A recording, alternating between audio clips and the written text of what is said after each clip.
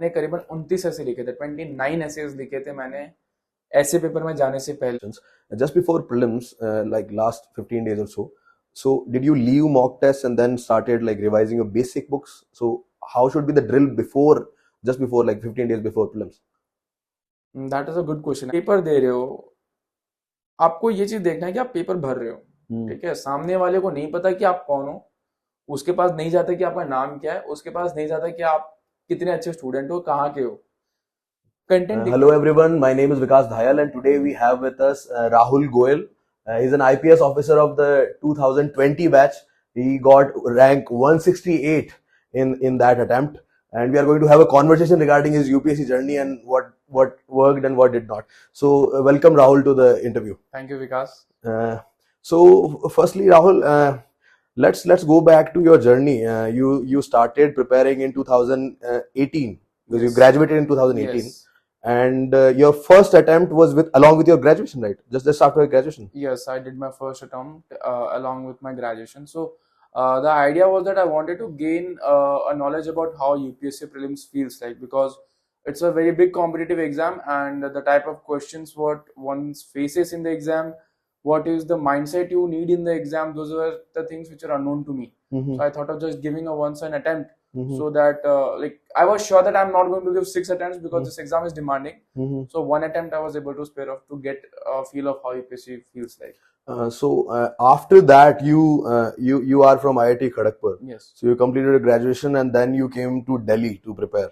So after coming to Delhi, generally people take like GS Foundation coachings, etc. But you did something different. You studied on your own after coming to Delhi. Yes. So how was it? Were you very guided? Why did you not choose to go to a coaching institute and prepare on your own, something on that? Okay. I think I have already done coaching for my JE, and I know what a coaching offers. It actually offers you more about guidance and a set timetable to prepare for things. So when I learned about UPSC and what are the contents of the syllabus, I knew that this is something I can do.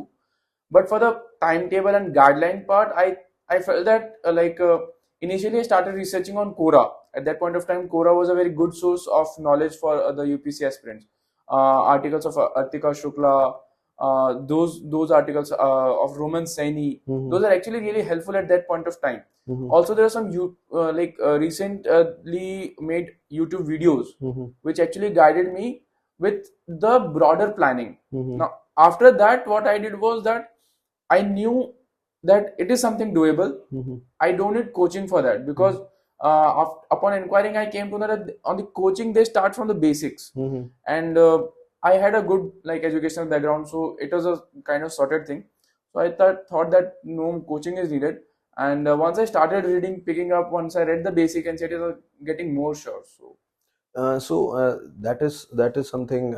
So one thing that I can pick from your conversation is that you were very sure about your plan. Yes. So you researched everything on YouTube, and were you in contact with some seniors of yours, because like IITs have a very healthy tradition of also giving a lot of IAS and IPS officers. So did you get personal guidance from somebody from your coach, from your college, or some family members or something, or did you do all the research on your own through Quora and YouTube? No, I did not took any kind of guidance from any kind of senior, because I did not knew anyone personally at that point of time, and this is a world which actually people don't know about. That is a fact. The reason I was sure I can say that is, like, I did not follow any one person. When you follow a single person, you follow their own methodology. But when the same thing is said by 10 different people, like people say that don't read 10 books, read one book 10 times. That thing has been said by almost all of the people who have cleared UPSC. So that is one thing I noted down. Like, this is my plan. So when you collect the major things, see, micro planning, आपको क्या पढ़ना है क्या नहीं पढ़ना है, दिन का डेली रूटीन आप बना रहे हैं. लेकिन अगर आपको इतना पता चल गया कि मेरे को प्रीलिम्स के लिए 3 महीने की तैयारी लगेगी रफली, ठीक है, ये आपको कोई भी बता देगा, कोई भी जो भी यूपीएससी क्लियर कर रहा है वो तो देगा कि 3 महीना 4 महीने आपको लगेंगे, आपको 2 से 3 महीने ऑप्शनल के ऊपर देना है, 2 से 3 महीने जीएस के ऊपर देना है. दैट रफली कवर्स 10-12 मंथ्स का प्लान हो जाता है. माइक्रो प्लानिंग आपको अपने आप से करनी पड़ेगी given depending on strength and weakness.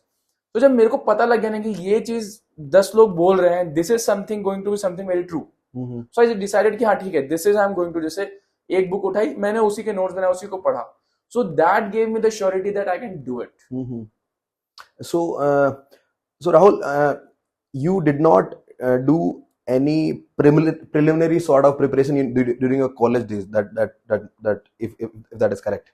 I just read NCERTs to gain an idea In your about fourth whether I year? can do it or not. Yes. In your fourth. Like जो basic NCERTs होती है ना कि I just glanced through it, क्योंकि मतलब उस time पे भी अगेन ये मेरे को समझ आ चुका था कि see I knew something about myself कि मैं तेज पढ़ लेता हूँ. I read fast. So मैं ना फटाफट एक बार कि भाई पलट लो, समझ आ रहा है कि कोर्स फेमिलियर है, थोड़ा बहुत स्कूल टाइम से याद है. So that was it. Nothing कि मतलब मैंने in fact to be very honest in my whole UPSC preparation I have never read the basic NCERTs. मैं 11th-12th की पढ़ा हूँ, बट बेसिक एनसीईआरटी उस लेवल पे एक ही बार गया था जब when I needed to familiarise myself with the whole syllabus. You went through them and you thought that these are very basic, so I can go to the advanced. This is something I can do. So okay, so let's talk about your journey regarding prelims. GS mains is something that you scored 428 in 2019. That is a huge score in any attempt. So and also you had maths as an optional. Generally people get a lot of marks in that. You prepared that on your own as well. Obviously you must have gotten some notes from the market. So regarding your mains preparation, can you tell something about how did you go about making notes regarding GS first of all? I will take the example of my JEE preparation days. So जब JEE के preparation days होते थे, we used to make a formula sheet. That formula sheet we used to revise one day before the exam. And एक और छोटी सी और booklet भी हम बनाते थे जिसमें कि we just used to make की derivations करना कैसे. So that used to take 2-3 days. So basically the funda was that we will revise the whole syllabus, the major derivations and formulas 2 to 3 days before the exam in a very concise way. जब मैंने mains का syllabus देखा and मेरे को when I was preparing, one thought came to my mind कि मुझे main से एक हफ्ते पहले पूरी तरह से रिवाइज करने का कंटेंट बनाना है. So that needs to be concise because it's a huge syllabus and आपको एक हफ्ते में करना. It means that you need to have your own notes with which you are comfortable, which are concise and which are straightforward. So मैंने उन notes को बनाने के लिए मैंने काफी सारा मेरा 2 महीने का एफर्ट लगा था मेरे सिर्फ नोट्स बनाने के लिए. So उनके 2 फायदे हुए. एक तो मेरे नोट्स बने और दूसरा मेरा वो रिवीजन भी होता था उन नोट्स के साथ, बिकॉज जब मैं बना रहा हूँ तो मेरी रिटेंशन बेटर हो गई थी. So that was how I went about की नोट्स बनाने के लिए. And regarding मतलब what was your next question? Regarding how much time did you take in making your notes, etc. Again, as I said, I took roughly 2 months to make my own notes. उसमें मैंने वही segregate कर दिया था, जैसे कि polity में को मुझे रफली 15 days लगे थे because it's a huge book. History के मैंने एक ही बुक से बनाया because history something which never changes. आपको अगर सप्लीमेंट करना है तो यू कैन टेक कि भाई थोड़ा इधर उधर से ले सकते हैं. One thing I kept on doing was that कि जब मैं टेस्ट सीरीज दे रहा था प्रीलिम्स के, जब मैं प्रीलिम्स के नजदीक आ चुका था, I used to supplement my notes with those, जैसे कि हिस्ट्री का कोई फैक्ट निकल गया तो भाई ऐड कर दिए. So used to keep on updating it. That helped me a lot. So regarding GS answer writing, because that score that you got is something that we would like to know more about. How did you reach that point? So regarding answer writing, so you made your own notes that you talked about. Your notes were something in a way that can be revised in 1 week. So how did you use those notes in your practice, in your mock test? Did you give a lot of mock tests? Did you did you do like brainstorming? So what was the approach? Okay. Okay.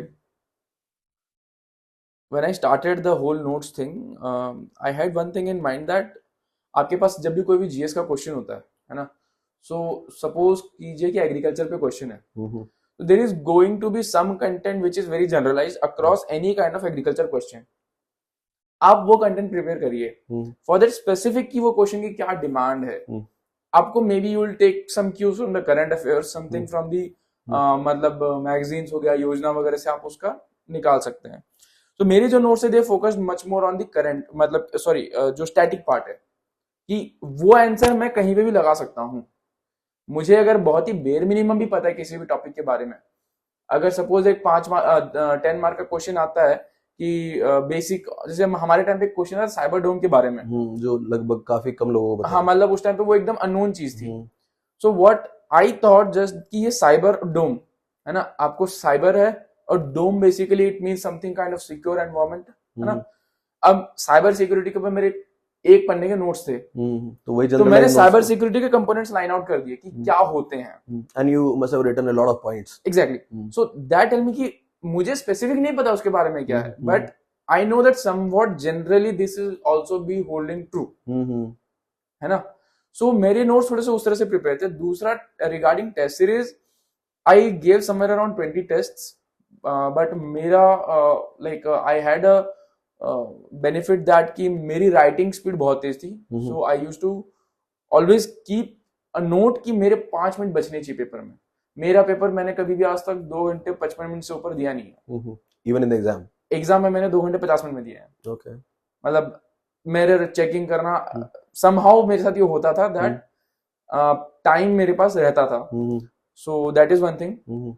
And second third thing is that कि जब आप paper दे रहे हो, आपको ये चीज देखना है कि आप पेपर भर रहे हो, ठीक है। सामने वाले को नहीं पता कि आप कौन हो, उसके पास नहीं जाता कि आपका नाम क्या है, उसके पास नहीं जाता कि आप कितने अच्छे स्टूडेंट हो, कहाँ के हो, कंटेंट दिखना चाहिए।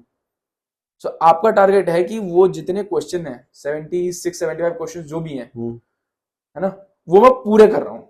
मतलब जैसे केस स्टडीज हैं उसमें 4 पेजेस हैं, तो आप ट्राई कर रहे हो? मैं ट्राई करता था कि मैं it's a game of psychology, आप बात समझिए, वो एग्जामिनर है, मैं अगर पेपर चेक कर रहा हूँ तो मुझे नहीं पता कि सामने वाले ने कितना लिखा है।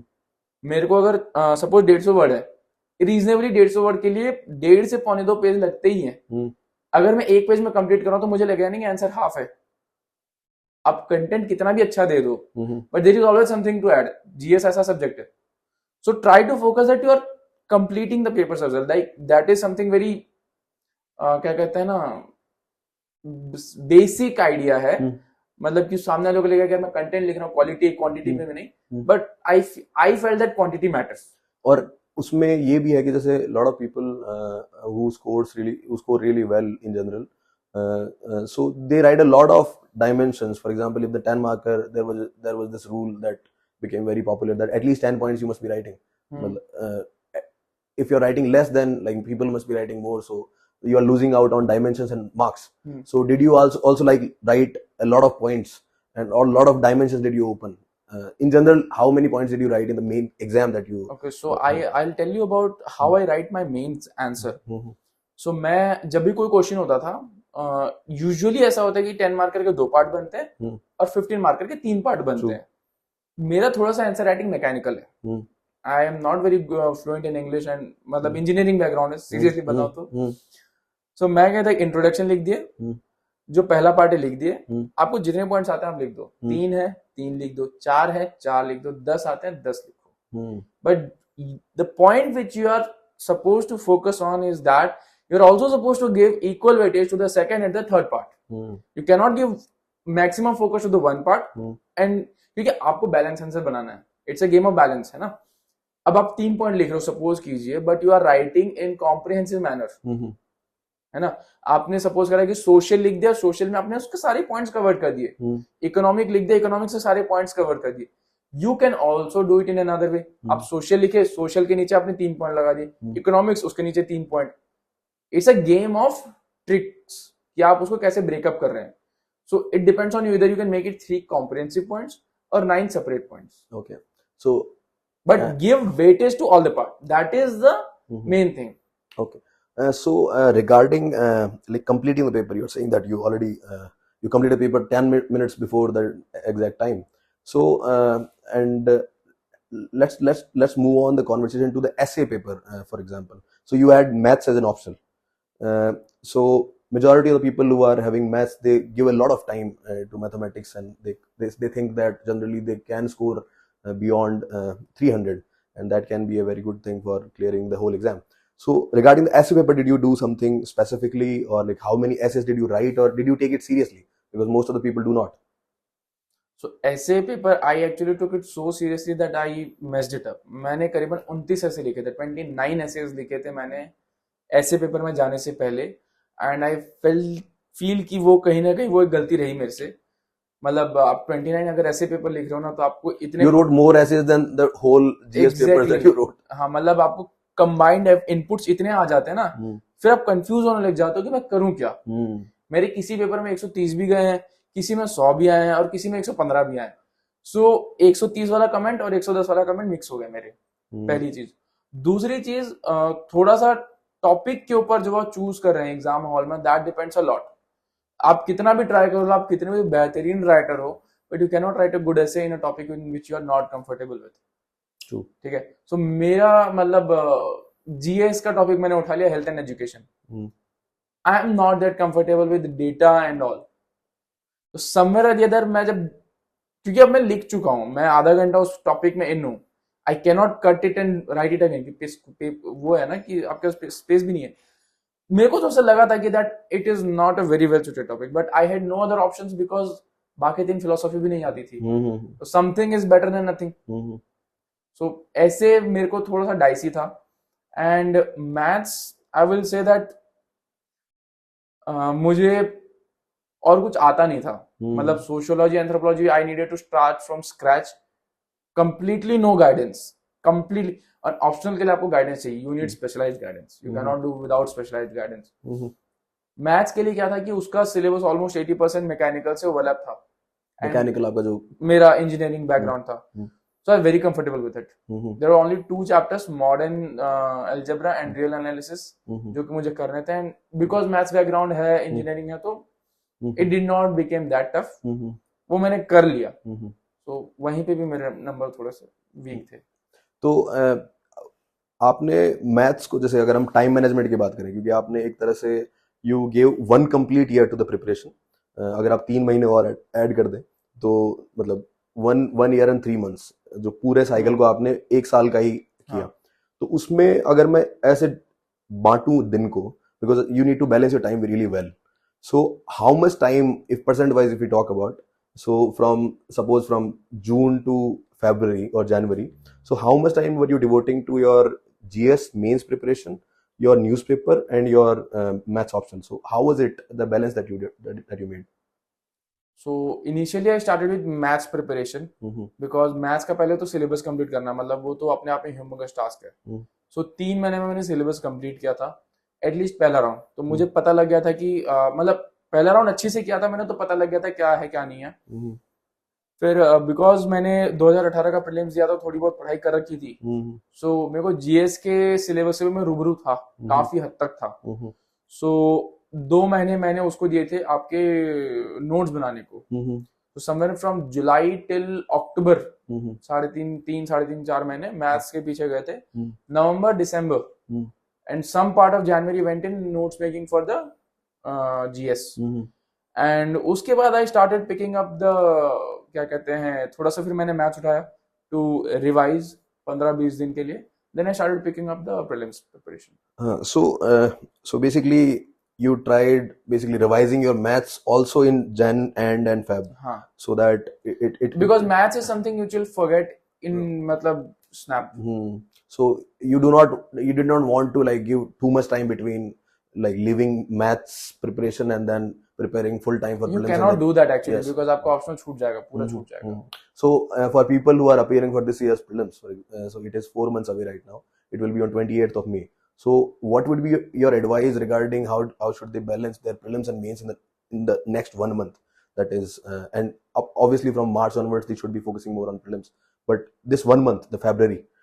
See, मैं एक चीज बताऊंगा इसमें, if you are very good with your optional you can give it a pass. Like अगर आपको पता है कि आप ऑप्शनल, भाई जैसे अगर आपके दूसरा या तीसरा अटेम्प्ट है, you are very good with your optional, there is no trouble, you can give it a pass, कोई इशू नहीं है। If you have some doubt in the optional, you are still in the nascent stage, better I would say give it some 15 days to keep abreast with at least what is there, because after prelims आप भूलने लगते हैं। मतलब prelims से क्या होता है कि आप बहुत सारा कंटेंट स्टैकअप कर चुके होते हैं अपने दिमाग में, तो यू स्टार्ट फॉरगेटिंग इट। सो थोड़ा सा एक बार अब्रेस्ट करने की जरूरत है, बट अगेन आप बिना प्रीलिम्स के मेंस नहीं दे सकते। So focus is on prelims. May be रात को 1-2 घंटा, 2-3 घंटा निकल जाए जिसमें कि आप यार गोइंग थ्रू कि हाँ ठीक है ये है। सपोज मैथ्स है तो आप फॉर्मूला रिवाइज कर लिए, सोशियोलॉजी है तो जस्ट बेसिक यार ये थ्योरीज है, ये कंटेंट है, just keep yourself abreast with it. That is more important. Just before prelims, like last 15 days or so, So did you leave mock tests and then started like revising your basic books? So how should be the drill before, just before like 15 days before prelims? That is a good question actually. A very thoughtful question. Mm-hmm. 15 दिन पहले actually आपको mock test छोड़ देना चाहिए. मुझे लगता है कि when you go for the UPSC, you should go with a mindset कि यूपीएससी क्या पूछने वाला है, नॉट कि क्या कोई कोचिंग क्या पूछने वाला है. So better leave the mock test and start preparing for UPSC questions. आप पॉलिटी पढ़ो, ठीक है. 15 दिन है, मैं आपको सिंपल से बता रहा हूँ. पहले 2 दिन पॉलिटी पढ़िए, रात को बैठिए आराम से, पिछले 10 से 15 साल के पॉलिटी के पेपर लगाइए. बढ़िया सा कॉन्फिडेंस बूस्ट आता है उससे, because you have read it very well. आप प्रीवियस ईयर करो, it will give you amazing confidence boost. Same for history, same for environment, same for geography. रफली इन 10 to 12 days you will be able to finish depending on your own speed. बाकी जो बचे कि 3 से 5 दिन, उसमें आप अपना करंट अफेयर्स रिवाइज कर लो. दैट इज आई थिंक अब आइडियल सिनेरियो कि आपको लास्ट 15 days कैसे अप्रोच कर रहे हैं. Second thing is ample sleep. There is no doubt, आप कितने भी 30 मार्क खा हो, अगर आपका नींद आ रही होगी सुबह 9 बजे ना, आपका पेपर नहीं होने वाला है. अब नहीं होने वाला है. It is a factual truth कि स्लीप reduces your speed, है ना. एंड तीसरा, मैंने देखा था लास्ट ईयर पेपर से 15 दिन पहले मेरे फ्रेंड को डेंगू हो गया. So that whole 1 year went into drain. कि that happens a lot in खास तौर पे दिल्ली में जो लोग रह रहे हैं, तो हेल्थ को सही रखना बहुत जरूरी है. तो सो एक चीज और थी कि जैसे आपका जो स्कोर था 2019 में, उसमें आपने 187 स्कोर करे थे, वन ऑफ द हाईएस्ट रहेंगे वो किसी भी साल में, क्योंकि जो मैक्सिमम स्कोर होता है वो भी 200 के आसपास रहता है. तो अभी इंटरव्यू शुरू होने वाले हैं, like people are going to appear for interview in February and March. So how did you prepare for your interview? Would you like to suggest something based on your own understanding of the same? इसको एक anecdote से बताता हूँ. मुझे एक coaching institute जहाँ पे कि I wouldn't like to name it, मैं वहाँ पे गया था इंटरव्यू देने के लिए. And they told me that कि आप मतलब बहुत ज्यादा हैंड मूवमेंट्स करते हैं. एंड आप इस वीडियो में भी देखेंगे that hand movements come very naturally to me. I chose to ignore it. The reason being that मुझे इतना समझ आ चुका है दैट यूपीएससी जब मैं जा रहा हूँ वहां पे, they are going to test my personality. It is an integral part of my personality. अगर मैं ऐसे हाथ खड़े कर दूंगा, ऐसे हाथ रख दूंगा एंड मैं बात करूंगा, I am not natural. It is a very stiff body. You're talking to a statue. So be natural. That is one thing. आपको सवाल नहीं आता, say that I don't know. Have that confidence to say you don't know. Have the confidence कि to accept when you're wrong. ठीक है.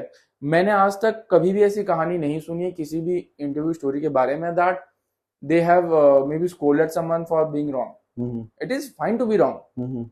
It is completely acceptable. And the third thing is that एक गलती ये करते हैं, मतलब मैं बता रहा हूँ, जब आपको लगता है कि ये सवाल बहुत ट्रिवियल है ना.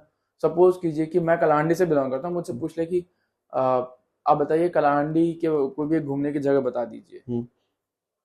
वहां पे आपको लगेगा कि सवाल बहुत ट्रिवियल है, but it is actually not a trivial question.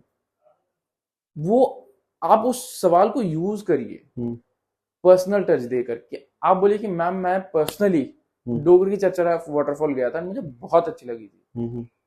So I would recommend that. सो आपने उस पर्टिकुलर ट्रिवियल से क्वेश्चन को अपने बेनिफिट में टर्न किया, अपनी पर्सनालिटी से रिलेट किया. और दूसरी चीज, आप वहां पे सामने वाले को जज नहीं करे कि आपने मुझे इतना इजी सवाल कैसे पूछ लिया. भाई यूपीएससी का इंटरव्यू, कुछ तो तोप होता होगा यहाँ पे. तोप नहीं होता. वो जो बैठे हैं वो एक पर्सनालिटी जज कर रहे हैं कि ये इंसान कितना सर्विस के लिए सुइटेबल है. उनको अगर तोप बंदा चाहिए तो वो कहीं और से ले लेंगे, बट इतना इंटेलेक्चुअली साउंड, बैलेंस्ड, उनको एक लीडर चाहिए, उनको एक एडमिनिस्ट्रेटर चाहिए, उनको एक पुलिस ऑफिसर चाहिए जो कि काम माइंड में डिसीजन ले सके, ना कि डिसीजन चैलेंज आने पे बोले कि यार ये कैसे हो गया. अब ये हो गया, आपको काम करना है, कैसे करोगे, ये आपका काम है. सो इंटरव्यू को अगर आप उस माइंडसेट से अप्रोच करते हैं, it helps a lot. Basic अपना स्टैटिक जो प्रिपरेशन करना, अपनी जगह के बारे में डाटा प्रिपेयर करना, दैट इज वेरी मतलब कॉमन थिंग. वो अगर आप वो नहीं कर रहे हैं, so that is there is no point in describing it. But these three things, the one thing is be very natural. आपका जो पोस्चर आप रखिए, be very confident to say no. नहीं आता, नहीं आता. say that you will learn it. And third thing is, give it a personal touch. Don't judge them. Mhm. So this was a very freewheeling conversation that we had. Rahul told exactly what he did in his preparation, and we are very thankful for that. And I think people must have learned a thing or two from his own experience. So thank you, Rahul, Thank you, Vikas. for taking our time.